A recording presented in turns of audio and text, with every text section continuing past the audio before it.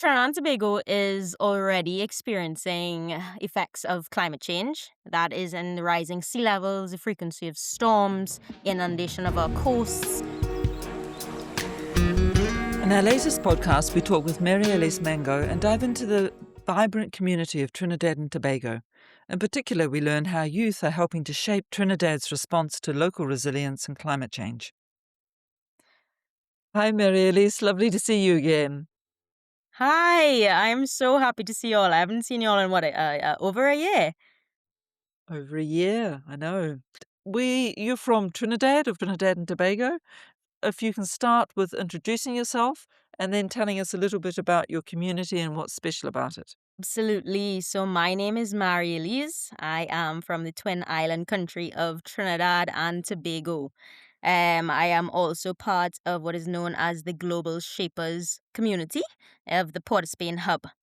Now, Port of Spain is the capital city of my country, Trinidad, and we are very vibrant. Even though our main industry is oil and gas in Trinidad and tourism on Tobago, we center a lot of our lives around our culture. So as I said, our culture is very vibrant, whether we're talking about the people themselves or the food or the activities. Like right now is carnival season. It's a whole season of festivities, we'd like to call it. So there's a lot of fetes, which a lot of food, a lot of coming home at 4 o'clock in the morning and then having to go to work for 7 o'clock.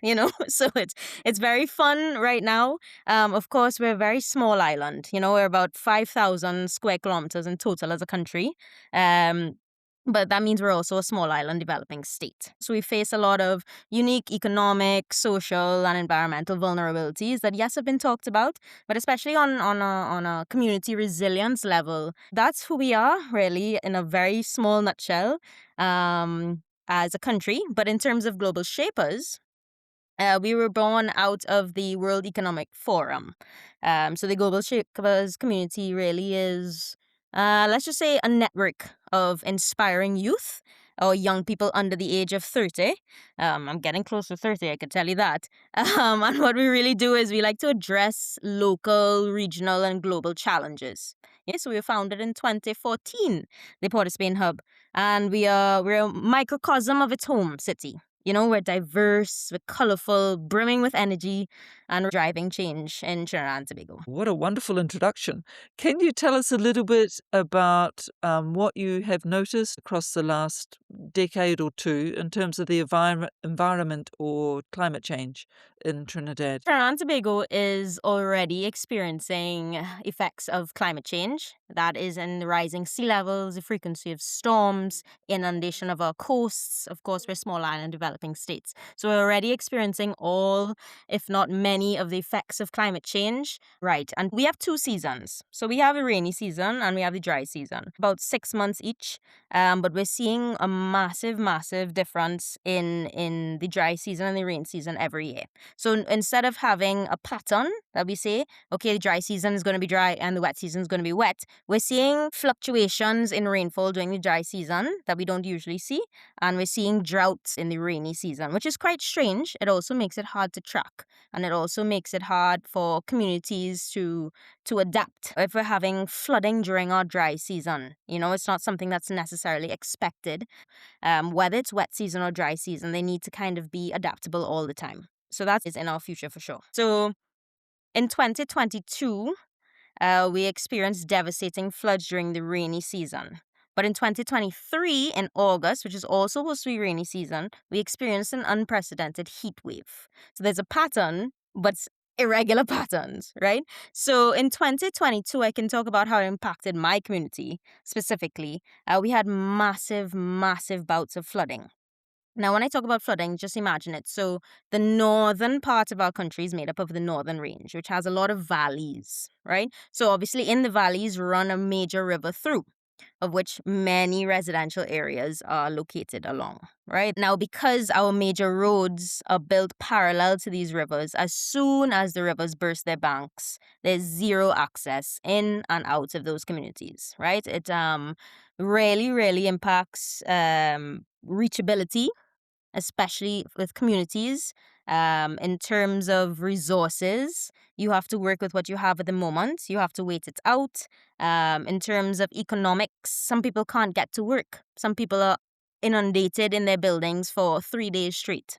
Right, so that's something that definitely happened in 2022 in my specific community and in the neighboring community around the hill as well. What are people doing to adapt to, those events? Yes, so about 70% of our population resides in the coastal zones. So, when we talk about rising sea levels and increased frequency of storms and hurricanes, many of our people in Trinidad and Tobago are being affected immediately, primarily, I should say, right? So far, we've had a lot of adaptations using vetiver grass, so green infrastructure and nature based solutions. We have a lot of people using vetiver grass along their property lines to really hold the soil. We have a lot of issues with landslides. So we work with the resources that we have in the moment. So at the moment, I think what we're working with in terms of our community and building community resilience is really talking about bringing our community to a place where there's not only an awareness but also an understanding of what is happening and why things are happening. So, we've been doing a lot of work with science communication, with community engagement and awareness sessions. Now, some people may think, okay, what is the value of this in terms of the long term or the future or the sustainability of this? But when we take into consideration that when they understand why something is happening, they are better able to adapt to it. Marie-Elise, I know you have quite a special role in this community communication, environmental education. Just tell us a little bit about the work that you've been doing and how that is helping Trinidad and Tobago to address some of these environmental changes. Global Shapers is doing quite a bit of work in terms of climate change, climate resilience, and community resilience. So, just to give you a bit of information, we have 6 pillars under which we work, right, as the Global Shapers community. So, one is creating inclusive communities, one is reskilling for the future. Another is improving health and well being. The fourth is delivering basic needs, protecting the planet. And the sixth is strengthening civil engagement. Now, over the last couple of years, we've done quite a bit of projects. Most recently, I can speak about two. One was the Climate Connect event, which was a very interesting event that we hosted for youth. We wanted an event that took away the climate change doom and gloom that we've fed over social media, the greenwashing as well. And we really brought it down to the level at which everybody was at, right? So you didn't have to be a climate specialist. You could have been an artist. You could have been a farmer. You could have been quite literally anybody that had never even heard the words climate change before. We were welcomed. So we had this event, we brought in speakers and we made it extremely interactive. We made it very friendly where we encouraged a lot of questions, we encouraged conversations, we walked around, we encouraged people to have fun, and to think innovatively, to think, what can I do, you know? Another project we've done is the Food for You project. So in Trinidad and Tobago, over 85% of all our food consumed is actually imported. So our agriculture here is contributing to under 1% of our GDP. So with that heavy dependence, we can say on imports to meet our nutritional needs, we've decided to do this Food for You project. Our hub is hoping to tackle this issue of food security and growing our own agriculture and the food import bill by providing an educational program. Now, this educational program is doing one of my favorite things, and that's raising awareness. It's raising awareness about food security and it's training farmers in methods of regenerative agriculture. In hopes that they'll be able to produce more and produce better. We try to look at it in a holistic manner, but also in a sustainable manner. So, regenerative agriculture, if some of you don't know, is a series of holistical practices designed to create beneficial ecosystems in which you get things from. Right? So, our Food for You project was focusing on permaculture principles and design. How can you do it? It doesn't matter the size of your space. How can you adapt your space to a permaculture design? It talked about water management, where water is coming from, watershed systems, how it's affecting where you are. It talks about composting. Again, this can be on a small or a large scale. Syntropy and agroforestry, business planning, access to finance, and digital marketing and e commerce as well. So, we really tried to get this project to be all encompassing. We tried to think of ways of things that farmers need and even wanted.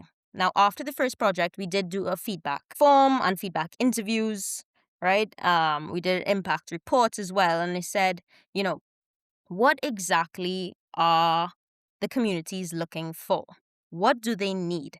Now, a big part of community engagement and building community resilience is listening to what the community actually needs. Globally, we have seen numerous projects fail by whether it be a government or a large NGO, anything coming in and putting things in place, infrastructure in place that a community may not need. So it's very important, and it's something that I advocate for personally, is to go into the communities, meet with community leaders, get them involved in the process. Brilliant. This is really, really interesting, Marie-Elise. I've got a question. You've got um, you've got a lot of experience working with the global shapers and doing these projects. What would you say to other communities if they asked you, what lessons have you learned from your involvement in the global shapers for helping communities to become more resilient? Absolutely, absolutely. Out of this Food for You project, the participating farmers were able to really take that new knowledge that they may have not had from before, apply the practical things that they did know from before on top of what they've learned back to their own farms and communities. And the aim of the game is really to improve land use and design, utilizing circular inputs of nature, improving soil health, increasing crop diversity, etc., etc. Again, with the understanding that food security is extremely important.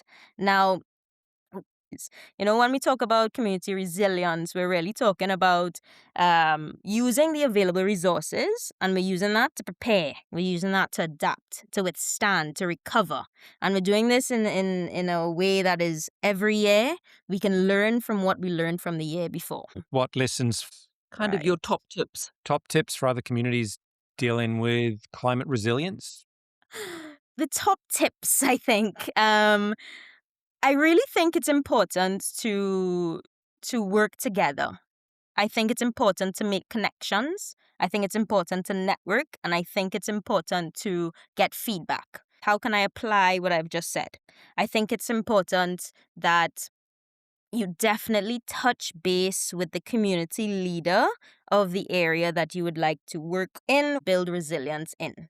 I cannot stress that enough. Okay, we can't just walk in. It's better to walk hand in hand with someone, right? Another thing is awareness, awareness, awareness, sensitization sessions, building relationships. Building relationships is extremely important. Learning from your mistakes, doing impact reports, I would say, whether it be on a serious level or if it's something that is just for you. Um, do an impact report, do a pre and post survey. How can I be better? I think that's a question that can be asked in terms of resilience. How can I be better? How can we be better? What can we do better next time? The climate is ever changing, as we know. Each decade, we're seeing different changes in climate. And all we can do, especially as a small island developing state, is adapt, adapt, adapt as we go. Yes. Marie-Elise, I remember with huge fondness and delight our trip to see the turtle hatchery. Um, Yes. just tell me a little Yes. bit about the impact of climate change is having on the turtle populations, and then as a result, what people are doing. Okay, I'm going to answer this in segments. So, just to start off with a fun fact, is we need to remember the start of this conversation: cool dudes, hot chicks. right? So when turtles nest and they lay their eggs, the sex of the hatchlings is determined of the temperature, right? So when we say hot chicks, if the temperature is warm, guess, girls are going to be hatched, right? And when we Mm. say cool dudes, if it's cool, then more males come out, right? So just to keep that in mind, that's a very fun fact and a little quirky way of remembering it. Now, Trinidad is actually one of the top nesting sites for the leatherback turtle, which is endangered globally. Right, so every year during turtle nesting season, we have an influx of leatherback turtles, especially nesting along our eastern coast and our northeastern coasts. And these things are huge, right? These leatherback turtles, they're like 2 These meters things long. are massive. I mean, they can get up to about 8 feet and a couple thousand pounds alone, right? The first time you experience it, you're walking along the beach and you're squinting in the dead of night and you're going, "Is that a rock? Why is the rock moving?" You know, so it's really incredible. Of course, Nigel and Veronica, I definitely took you all to see this. You all got to see the little hatchlings, which is actually the first time that I had seen the hatchlings as well. It's really an absolutely incredible experience. In Trinidad and Tobago, it's something that we definitely know is of value. We understand, or we're building that awareness, especially in those coastal communities. Um, Now, there is a coastal community that has done in Matura that has done fantastic work in terms of the resurgence. Because years and years ago, we did have an issue with hunting turtle meat. The turtle meat was a delicacy. Of course, those species are now all under law protected. They're endangered species. They're protected under the Environmental Management Authority's EM Act as an endangered species. So there's no hunting, there's no touching. The only thing you're allowed to do is look. What is the value of such a small island at the bottom of the Caribbean Sea, those chain of islands? What is the importance of your small island being an incredible hub for an entire species to act as a nesting site, to say, "I'm coming back here every single year to lay my eggs"? And I think that is something deep down in my heart. I quite enjoy seeing people's faces light up when when they learn this. You know, when you're saying, Trinidad and Tobago, a small island, is one of the largest nesting sites for sea turtle. People are like, "What?" And then they see the size and the incredibility of this species, and they're like, "Wow, I didn't even know." You know, so it's part of my job, and I think this is, since I was small, I was brought up this way as well, being immersed in these kind of things, is sharing information wholeheartedly. I think is important, especially when you're passionate about something. I want to share my passion with you. I want to share how it impacts you, how you impact the world around you, um, and just to see it click. When something clicks in somebody's mind, oh my goodness, this is how my activities affect something. This is how my intentions can change something depending on whatever. It's incredible, and it's one of my favorite parts of my job. Science communication is incredible. Community engagement is incredible, and I think those two are also pillars for increasing community resilience. And that's not only on small islands; that's globally. Um, and of course, I will always advocate from the ecological and biological side of things. They have flora and fauna in my heart and soul forever and ever. Brilliant. Thank you very much. Wow. Well, thank you very much, Marie-Elise. It's been really wonderful speaking with you again, and we hope to, I don't know, at some point in the future, sail past Trinidad and call in to Port Just of pick me Spain up. and have a chat. Just pick me up. Absolutely. Absolutely. Just Yeah. pick me Yeah. up. Such fond memories of you guys coming and visiting Novara, when we were there. What was the name of the area where the boat was? Shagaramas. Chaguaramas, that's it. Shagaramas. Yeah, Mm, Yeah, Shagaramas. yeah. mm. Yeah. Just to quote the former chair of the Global Shapers Community, Professor Klaus Schwab, he said, focus on constructive optimism. That's the belief that improvement is possible and worth working for. It keeps curiosity alive, it gives energy meaning, it makes setbacks bearable. So, optimism combined with responsibility is a powerful force. And I read that and I said, wow, look at that. That's how I'm starting my 2026. That's how I'm continuing my 2026. I'm going to use that quote. Thank you, Prof. Um, Did you do that from heart? Or did you, like, have you memorized in that? my dreams and aspirations, I did that from heart. I literally only read that last week. So, no, I'm not Oh, that that's cool, really Nigel, but you can give me points. That's fine. Oh, that's really brilliant. Thank you, Brilliant. Marie-Elise. It's been a wonderful to chat and to hear about the work that you're doing. Yeah, keep up the good work. Keep up the good work and keep up the optimism, Mm, and raising awareness. All really good stuff. It's been a pleasure. It okay. was so lovely meeting y'all when you were here in Trinidad and Tobago. And of course, thank you very much for meeting with us as the Global Shapers community as well. Having us on your boat, whether the boat was on land or in sea, doesn't matter right now. But it was fantastic. It was so cool to see um, the runnings of an expedition boat. I thought that was fantastic. Of course, hearing your stories as well, your adventures, your future adventures. Me trying to climb aboard the boat while at sea was also, was also pretty exciting. But yes, thank you so much for having me. It was a ball. I could chat for hours if you really wanted me to. So it was a real pleasure. Thank you very much. Thank you very Thank much. you, Thank you, Marie-Elise. Thank you. Marie-Elise. Thank you. Okay. Good luck. Thank you. Bye-bye. Thank you. Bye bye. Thank you so much for listening to our podcast. Again, our enormous thanks to Marie-Elise for her time today. If you wish to learn more about the work Nigel and I are doing, then you can follow us on Instagram at Navara One Planet, on YouTube on Navara One Planet, or email us at navara.one.planet@gmail.com. Thank you so much from the Navara team.